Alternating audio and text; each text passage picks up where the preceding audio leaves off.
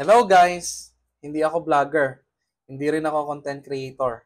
Pero kumikita ako sa TikTok or Facebook gamit lang yung online system na meron kami.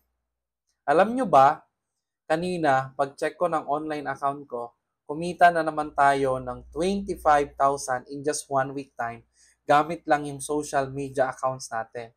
Good news, pwede kong ituro sa inyo at i-share sa inyo yung sistema na meron kami, lalong-lalo na kung lagi ka lang din naman gumamit ng TikTok or Facebook or even lagi ka lang din naman online sa Facebook Reels mo.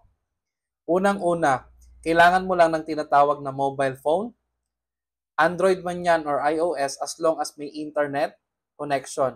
Pangalawa, kaya mo lang din itong gawin 1 to 2 hours or 2 to 3 hours a day at hindi pa ito makahasel sa trabaho mo dahil you can do it anytime and anywhere.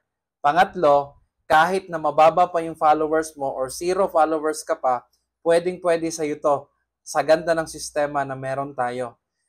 Pang-apat, lastly, para pagkakitaan mo lang din naman yung TikTok, Facebook at Facebook Reels mo, kailangan ng tinatawag na account ID. Sa account ID na yan, pag meron ka ng account ID, pwede mo nang pagkakitaan yung Facebook or TikTok mo or any other social media accounts.